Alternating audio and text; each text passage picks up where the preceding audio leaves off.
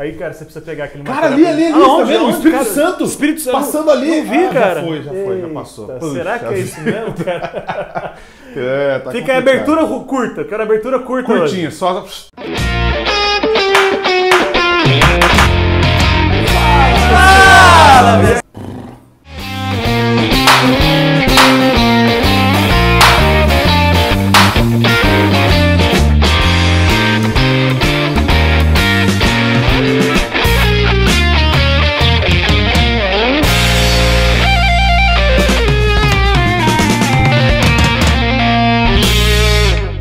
Fala, pessoal! Muito beleza? bom! De volta aqui no QG! Que assunto periclitante. Rapaz, esse negócio, essa história de Espírito Santo chega, sai, volta e fica. É uma coisa Quem complicada. é este cara chamado Espírito Santo, cara? Ó, onde Espírito ele mora? venha.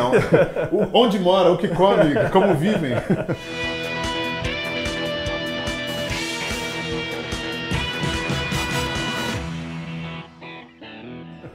Cara, assunto tenso, complicado, falar da ação do Espírito Santo, das relações com o Espírito Santo. Eu sei que, claro, que essa nossa brincadeira talvez possa ficar confuso para você no começo, mas a ideia que algumas pessoas têm do Espírito Santo, da Trindade, é essa. O Espírito Santo acabou de me falar que ele não se incomoda com isso. Ele não se incomoda. Ah, então tá tranquilo. Ufa. Aham, sei. Mas, ó, sendo a gente cristão e sendo a gente crente na doutrina da Trindade, então eu vou dizer que porque Trindade é isso, né? Isso. Um Pai, só Deus. Filho, Espírito Santo, mas um só Deus. Um só Deus que se manifesta dessas três formas. O Espírito Santo é uma pessoa bastante deixada de lado, talvez? Sim. Inclusive tem um livro chamado O Deus Esquecido, do Francis Chan, que muita gente às vezes esquece de fato, acho que é uma cultura, não sei qual que é a ideia, não se dá conta de que o Espírito Santo é Deus e acha que o Espírito Santo é um fantasminha, uma fumacinha que aparece de vez em quando e vai embora. Lembra do Lost? Tinha uma fumacinha cinza? Então, o Espírito Santo não assisti, cara, põe aí, editor, um textinho do Lost da fumacinha perseguindo. É tipo isso, mas o Espírito Santo não é essa fumacinha que vem, aparece e vai embora. Não segundo a Bíblia, tá? A palavra de Deus vai dizer que o Espírito Santo é Deus. E Jesus, quando vai estar cumprindo o seu ministério, lá em João, ele fala que ele vai deixar, vai enviar o Consolador, que é o Espírito Santo. E é permanente. E aí é sobre isso que a gente tem que falar agora e desenvolver. É louco esse texto que você citou, porque parece a Trindade bem clara. Ele fala assim, eu não vou deixar vocês órfãos, Isso. que já é um discurso de pai. Perfeito. Eu vou enviar o Espírito Santo e eu estarei com vocês. Então perfeito. é uma pegada. Jesus é totalmente Deus, aliás. Se alguém discorda disso, deixa nos comentários, fica à vontade. O comentário tá aí pra isso. Bom, é o seguinte, existem algumas formas, cara, de se relacionar com o Espírito Santo que nas nossas andanças por aí a gente percebe que às vezes existe um equívoco de leitura, de interpretação aí. A primeira delas é essa, de que o Espírito Santo não é alguém que vem e vai a todo tempo. É a primeira coisa que precisa ser esclarecida. O Espírito Santo, ele mora nas pessoas, ele vive em nós e é com quem nós nos relacionamos. É ele que nos impulsiona até o Pai, andando pelo caminho que é Jesus. Ó, 3 coisas. Pai é o objetivo, Jesus é o caminho, e o Espírito Santo impulsiona a gente. Lembrando que essa relação de ter o Espírito Santo em nós, de ter o próprio Deus em nós, é uma experiência de intimidade. Então, que só vem, de fato, através da fé. Então, se você crê, o Espírito Santo mora em você. Você falou sobre o Pai, presta atenção que é uma coisa legal. Deus está em todos os lugares. Isso. Deus está em todos os lugares. Deus é onipresente. Pronto. Mas acesso ao Pai só através de Jesus. Mas não é a mesma pessoa? É. O Pai e Deus é a mesma pessoa. Só que Jesus apresenta esse Deus Todo-Poderoso, Criador, como um Pai. E aí é que a coisa começa a ficar interessante. Qual é a relação que você tem com o Criador? Ele é só o seu Criador ou ele é o seu Pai?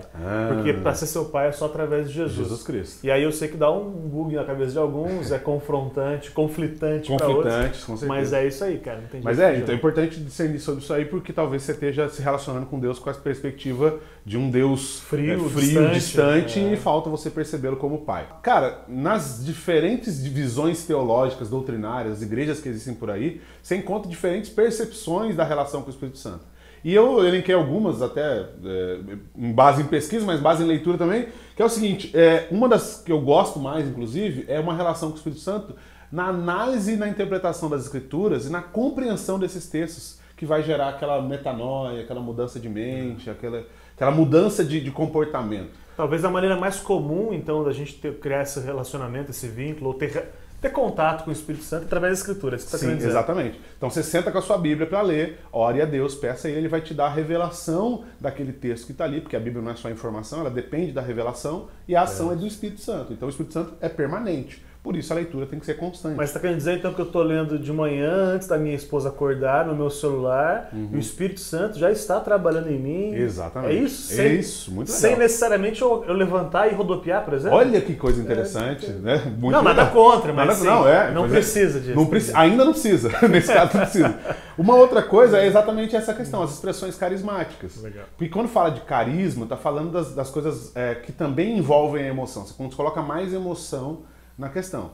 Totalmente lícito, totalmente legítimo, alguns gostam mais, outros gostam menos, mas tem a ação do Espírito aí também, que geralmente está acompanhada da manifestação de dons, por exemplo, palavra de conhecimento, revelação, profecia, alguns sinais específicos que o Espírito Santo faz. Isso é muito legal também. Qual é só o perigo? É achar que se eu não tive uma manifestação muito diferente, o Espírito Santo não atuou. Exatamente. Eu fui no culto, não chorei, não arrepiei, o Espírito Santo não agiu. Mas na verdade, se eu sair de lá diferente, talvez seja a principal ação do Espírito Santo, né? Transformação. E aí que mora, cara, eu vejo muita gente com angústia assim, eu não sinto Deus, então eu não sou crente. Não, Deus não é alguém que você tem que sentir o tempo todo. A fé, ela é racional, ela tem momentos de sentimento, mas na essência, no cotidiano, ela é muito mais racional, uma verdade que eu tomo como prática, do que é o que eu fico sentindo o tempo todo. Tá? Algumas pessoas são mais sensíveis, mas aí é natural da pessoa. E é culpa de algumas igrejas que colocam isso como Deus se manifesta só quando tem choro, né? Exatamente. Quando tem choro ou quando tem show. Quando tem show, tem que tomar cuidado com isso. Então, claro que o Espírito Santo também se manifesta dessas maneiras, mas não é só assim, tem outras maneiras. Uma outra coisa que acontece... Mas deixa eu te falar, só para pontuar, isso é legal, tá? Isso é bênção de Deus, a Bíblia fala que Deus dá os dons para a edificação da igreja, de uma forma geral, e você também faz parte da igreja quando você manifesta. Inclusive esse é o filtro, né? Saber se está edificando a igreja. Exatamente. Né? Então não é que a gente é contra não, irmãos. Pode fazer, mas se for real é o que a gente quer ver. Exatamente. Tipo, falsificar, a gente já tem outras coisas que a gente falsifica já. Que entra num outro problema, que a gente pode até gravar sobre isso num outro momento. Olha só, a questão da justiça social, da justiça e a misericórdia, o envolvimento social também é uma grande manifestação do Espírito. Sabe aquele tipo de gente que é bem mais sensível a qualquer tipo de injustiça, encontra com um morador de rua e não consegue prosseguir, encontra com um momento de conflito e não consegue prosseguir enquanto não age lá e não manifesta os dons do Espírito naquele lugar? Então, é uma das formas também da manifestação do Espírito Santo. Algumas igrejas são mais dadas para isso, outras são mais dadas para aquilo, algumas têm um pouco de tudo isso misturado, é uma farofa.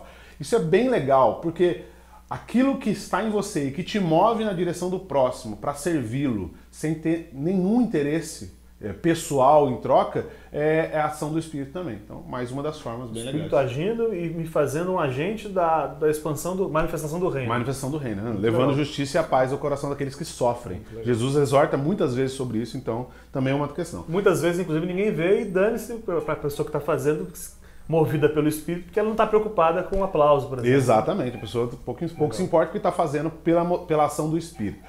Uma outra coisa é a valorização dos sacramentos e liturgias. Essa é menos popular. A gente, pessoalmente, se incomoda, de certo modo, um pouco com isso, porque parece, em primeiro momento, que valorizar sacramento e liturgia é religiosidade. Calma, não é desse tipo de sacramento que a gente está falando.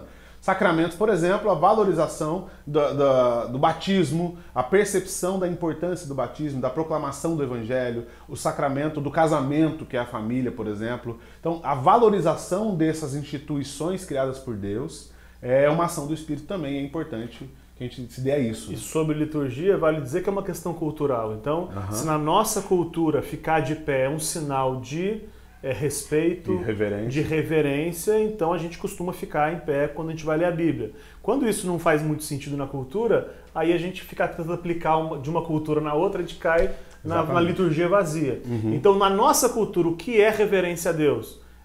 Todo mundo entende por exemplo, na hora que for ler a Bíblia, ficar em pé. Então tá bom, então foi legal, porque isso Deus conhece o nosso coração. Ele sabe também que se pra gente isso é reverente e não faz, também a gente está fugindo Isso, bem observado, porque é coerente com quem nós somos, porque é uma ação do Espírito, o Espírito age em nós. Tá? Uma coisa interessante, falando de liturgia, a ceia, por exemplo, é uma liturgia fundamental. E toda liturgia ela tem um fim didático, que ela quer ensinar alguma coisa, ela quer nos rememorar, nos lembrar de alguma coisa. Então a ação do Espírito às vezes está em que a gente mantenha a liturgia, porque o Espírito vai continuar trabalhando no nosso coração a partir daí. Então existe também essa manifestação. Algumas igrejas são mais dadas a essas manifestações, alguns irmãos dentro de algumas igrejas são mais apegados a isso. É a ação do Espírito também, então outra relação com o Espírito. E uma última que está na nossa lista aqui é a contemplação e uma vida de oração plena. Existem alguns irmãos que são mais meditativos, tem uma quedinha a mais pela meditação, pela contemplação, que todos os cristãos têm que ter, e pela oração, mas alguns são mais dados a isso. É também uma manifestação do Espírito. Outra coisa que é importante, tá na sua lista aí, o quinto ponto que eu já li os seus pontos, é que é o seguinte... Tá copiando aqui, é isso?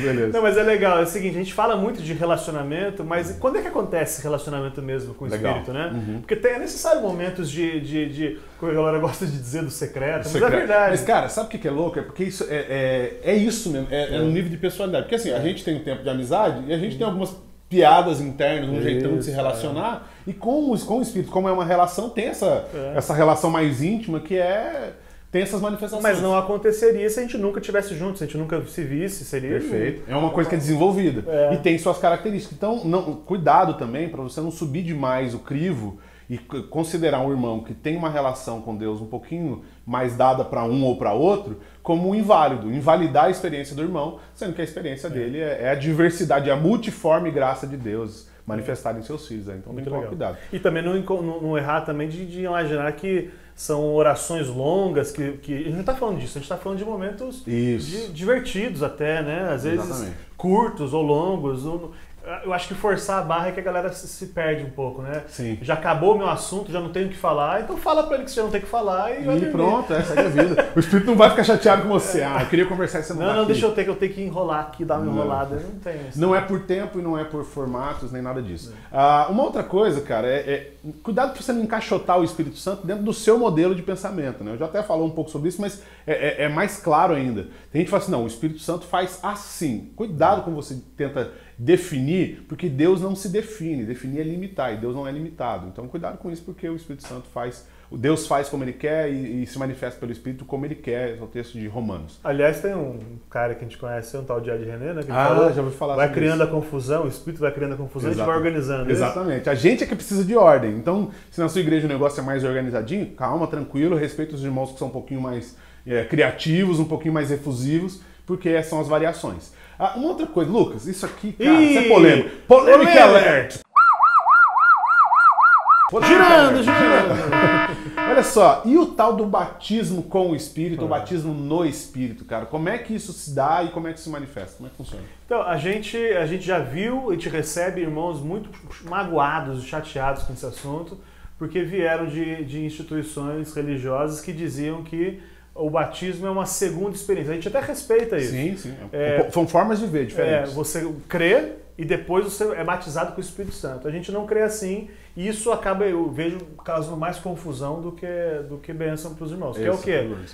A gente crê que quando você entendeu o Evangelho e creu, você foi batizado com o Espírito Santo. Exatamente. Porque batismo é mistura, entendeu? Isso. Foi o momento que você foi misturado com o Espírito de uma vez por todas. Né? Porque são 3 momentos da relação com o Espírito. Que é o momento dele que ele te convence, né? Ele te atrai. O momento em que você se mistura com ele. E o terceiro momento em que ele te direciona e te impulsiona, que é a vida de santificação. Que é o processo de santificação que vai durar até o dia de Jesus Cristo, o dia que nós estivermos na eternidade.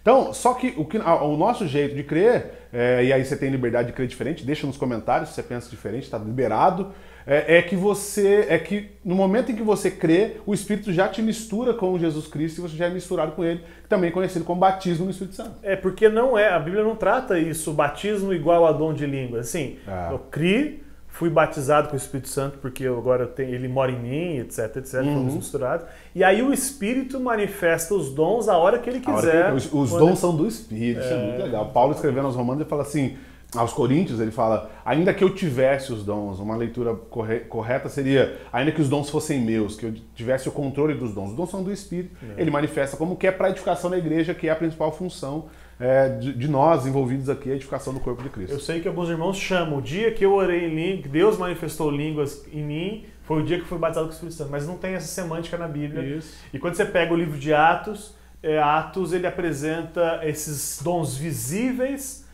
como prova para a igreja, para a gente e tudo isso, porque aqueles irmãos também receberam o Espírito. Sim. Então o livro de Atos ele não é doutrinário, ele é um livro de história com H mesmo, real. Então ele vai contar o que aconteceu. Então, acho que ficou claro. Isso, não, acho que tá bem claro, mas como a gente falou, você tem liberdade de pensar diferente, desde que você não mate a pessoa do Espírito e nem o esqueça. E também não caia na ideia de que os dons cessaram. Porque os dons só vão cessar quando o Espírito deixar de agir sobre a igreja. O Espírito não deixou de agir sobre a igreja. Então, existe cura, existe revelação, existe profecia, existe seja lá o que for, desde que esteja fundamentado na palavra de Deus e tenha a marca do Espírito Santo. E se o irmãozinho está ficando esmagado por causa disso, também é um caminho, você está tratando errado o assunto. Tem que tomar cuidado, exatamente. Não é para esmagar ninguém na sua eloquência teológica, porque esse não é a ação do Espírito. Cuidado com isso aí. Beleza? Espero que a gente tenha conseguido te ajudar aí, entender um pouco mais, compreender o que é um pouco dessa relação do Espírito. Deixe seu comentário aí, cara. Não, curta, compartilhe, aquela coisa liga legal. O sininho. Do YouTube.